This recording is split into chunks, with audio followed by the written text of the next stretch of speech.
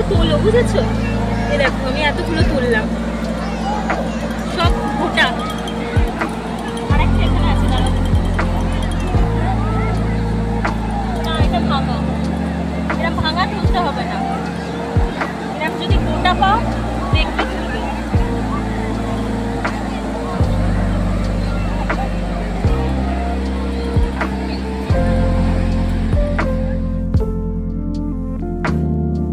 আমি না পুরো ট্রিপ শেষে এক বাক্স ঝিনুক জমা করতে পেরেছি। ইচ্ছা আছে কিছু বানাবার, শেয়ার করব তোমাদের সাথে।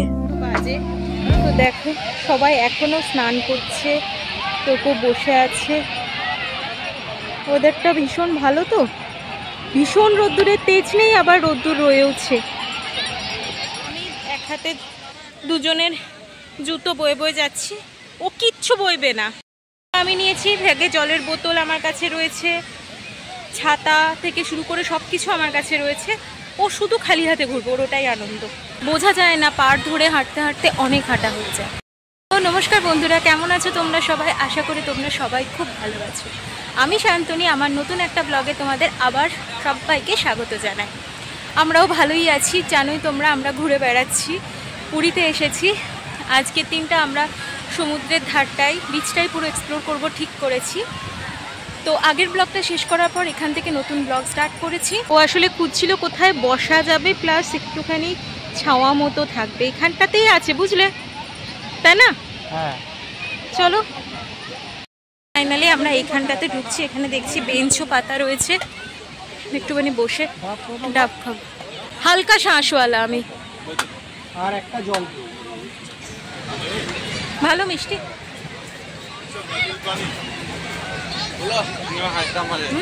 হ্যাঁ,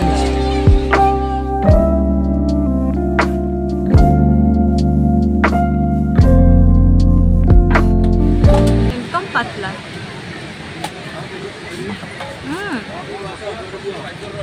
একটুখানি খেয়ে দেখো। না,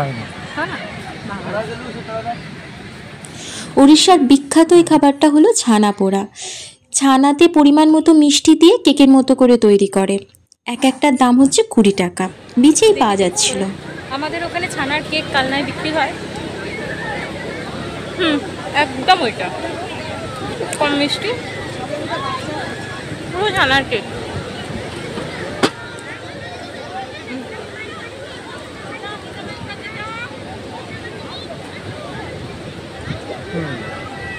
তাই না? কি ভালো লাগছে। সূর্যের রোদটা এবার আস্তে আস্তে পড়ছে, খুব ভালো লাগছে। ছানা পোড়াটা খাওয়ার পর আমরা হোটেলের রুমের দিকে যাচ্ছি। এখন ওই 2:30 মতো বাজে, নাকি গো? হ্যাঁ, ওই 2:30 মতো বাজে। একটুখানি রেস্ট নেব। আচ্ছা, 2:10, তাহলে 2:15 মধ্যে পৌঁছে যাব হোটেলে। দিয়ে একটু রেস্ট নেব, আমি একটু ভিডিও এডিটিংয়ের কাজও করব, তারপর সন্ধেবেলা।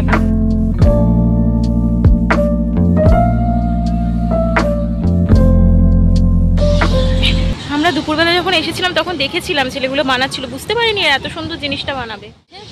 আর এখানে বিক্রি হচ্ছে এগুলো সব পেন্টিংগুলো, স্যান্ড পেন্টিং।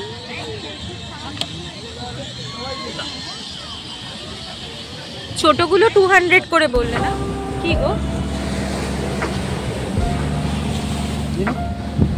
ঝিনুক? হ্যাঁ,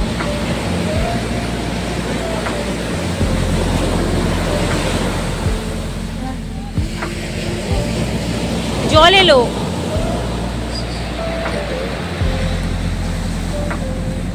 দারুণ ব্যাপার। চা খাও, এখানে চুপ করে বসে থাকো, এরকম চেয়ার পাতা আছে, সামনে সমুদ্র, কোনো ভাড়া টাড়া লাগবে না। আর আমার সামনে চাটা বানালো, কি অপূর্ব করে বানালো।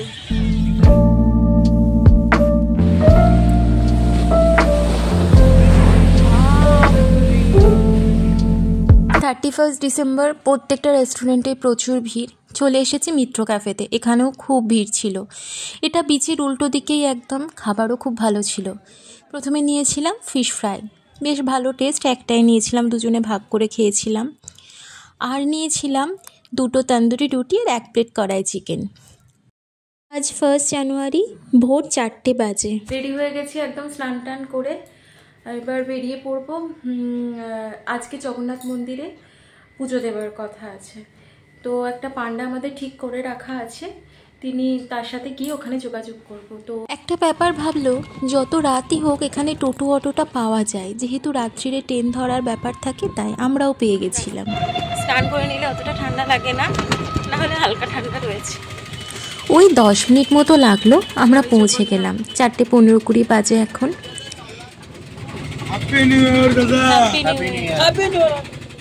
আমাদের 4 ধামের মধ্যে অন্যতম ধাম হলো পুরীর জগন্নাথ মন্দির। কথিত আছে এখানে প্রভুর হৃদয়টা রাখা আছে। বলা হয় যে প্রভু শ্রীকৃষ্ণের দেহ পুড়ে গেলেও তার হৃদয়টা জীবন্ত থাকে, প্রজ্বলিত অবস্থায় থাকে। তখন তা পাণ্ডবরা জলে ভাসিয়ে দেয়, আর তা ভাসতে ভাসতে এই জগন্নাথ মন্দিরের কাছে এসে ঠেকে, যা আজকে জগন্নাথ মন্দির। এখানে তাই মানুষের হৃদয়ের কথা শুনতে পান প্রভু। আর তাই তো আমরা শত বাধা থাকলেও যদি প্রভু একবার ডাকে, আমরা কিন্তু এখানে আসতে বাধ্য হবই। আর যদি যত চেষ্টাই করো না কেন, প্রভু যদি না ডাকে, তাহলে কিন্তু আমাদের এখানে আসা হয় না। আমাদের পশ্চিম দ্বারের সামনে টোটোটা থামিয়েছিল, সেখান থেকে সোজা হেঁটে এসে এটা হলো দক্ষিণ দ্বার। আমাদের পান্ডাও বুঝতে পারেনি আমরা এত তাড়াতাড়ি চলে আসছে। আমরা বসে আছি। 5 আমাদের পুজো দেওয়া কমপ্লিট হয়ে এই মোবাইলটা পেলাম। তো দর্শন খুব ভালো হয়েছে, কিন্তু ব্যাপারটা হচ্ছে আজকে একটাই মেন মন্দিরের গেটটা খোলা রাখে, আর কোনো গেট খোলা রাখে না। আমরা যে দক্ষিণ দ্বার দিয়ে ঢুকলাম, ওখান দিয়ে অ্যাকচুয়াল ঢোকা গেল না, ঢোকা যাবে না। ঢুকতে গিয়ে সেই মেন মন্দিরের একটাই গেট খোলা, আর ওর থেকে সমস্ত অনেক প্রচুর লাইন। সে লাইন কত কিলোমিটার হবে? আমরা লাইন দিয়েছি 2 কিলোমিটার প্রায় হয়ে যাবে। আমরা লাইন দিয়েছি 2 কিলোমিটার, মানে মন্দিরের বাইরে। তারপর মন্দির চত্বরটাতে এলাম, ওর মধ্যে মন্দির চত্বরের মধ্যেও অনেকটা লাইন, ব্যারিকেড সমস্ত করা। তারপরে যাই হোক সব কিছু করে, ভিড় তো প্রচুর। আজকে অনেক মিনিস্টাররা, এখানকার সমস্ত পলিটিশিয়ানরা সবাই আসে নাকি। তো তারপরে দর্শন করে মনটা একদম খুব ভালো হয়ে গেছে। এবার আমরা বাড়ি ফিরি। দাঁড়ান আপনাদের এখান থেকে ওখানে একটু দেখিয়ে দিই। মন্দিরে মোটামুটি ভোর 5টা থেকে রাত্রি 12টা পর্যন্ত পুজো দেওয়া যায়, তবে রাত্রি 8টার মধ্যে 3টে দ্বার বন্ধ হয়ে যায়, আর শুধুমাত্র মেন মন্দিরের দ্বারটা খোলা থাকে। আজ যেমন 1 জানুয়ারি ছিল, এরকম বিশেষ দিনগুলি ছাড়া অন্য দিনগুলোতে যদি মেন মন্দিরে না দাঁড়িয়ে দক্ষিণ দ্বার দিয়ে পুজো দেওয়া যায়, খুব তাড়াতাড়ি পুজো দিয়ে দেওয়া যায়। এরপরে আমরা কাছে একটা জায়গা থেকে জল খাবার খেলাম। আমার কিন্তু এই পুরিটা ভালো লাগেনি, এটা যেন মনে হচ্ছিল আটার সাথে সুজি মেশানো ছিল। ঘুগনিটাও খুব একটা টেস্টি নয়। মোটামুটি তাও দুজনে 2টো করে লুচি 1 প্লেটই নিয়েছিলাম, 2টো করে খেয়ে নিলাম পেটটা ভরানোর জন্য। এই যে শালপাতার ডালায় খাজা রয়েছে, গজা রয়েছে, আর একটা লাল কাপড়ে বাঁধা চাল রয়েছে, ওটাই হলো মেন প্রসাদ আমরা যেটা পুজো দিয়েছিলাম। আর এটা হলো 56 ভোগ। 56 ভোগটা আমাদের বাড়িতে এসে পান্ডা দিয়ে পৌঁছে দিয়েছিলেন। আমরা দুপুরে এটাই লাঞ্চ করেছিলাম। কথিত আছে প্রভু শ্রী জগন্নাথ রামেশ্বরে স্নান করেন, দ্বারকাতে বেশভূষা করেন, পুরীতে এসে অন্ন গ্রহণ করেন, আর বদ্রীনাথে শয়নে যান। পুজো দেওয়ার জন্য আমরা সরকারি কাউন্টার থেকেই পুজোটা গ্রহণ করেছিলাম, আমাদের পান্ডা মশাই দেখিয়ে দিয়েছিলেন। আর ওখানে পুরো লিস্ট দেওয়া থাকে, যে যত মূল্যের পুজো দিতে চান সেরকম করতে পারেন। আর ওর সাথেই আমরা 56 ভোগটাও ওখান থেকেই নিয়েছিলাম।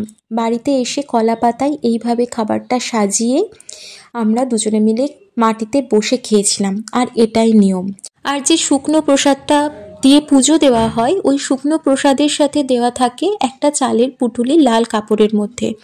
সেটা যদি আপনি আপনার রান্নাঘরে রেখে দেন, বলা হয় যে কোনো দিন রান্নাঘর থেকে অন্নের অভাব হয় না, মা অন্নপূর্ণা কোনো দিন রুষ্ট হয় না। এবার আমরা দুজনে এই ভোগটা গ্রহণ করি, আর ভিডিওটা এখানেই শেষ করছি। তো ছেড়ে যাওয়ার আগে যদি কিছু ভালো লেগে থাকে, অবশ্যই চ্যানেলটার পাশে থেকেও সাবস্ক্রাইব করো, আর লাইক করো, কমেন্ট করো, আমার ভালো লাগবে। দেখা হচ্ছে নতুন একটা ভিডিওর সাথে, কালকের দিনের সাথে। চলো আজকে আসছি, টাটা, সবাই ভালো থেকো।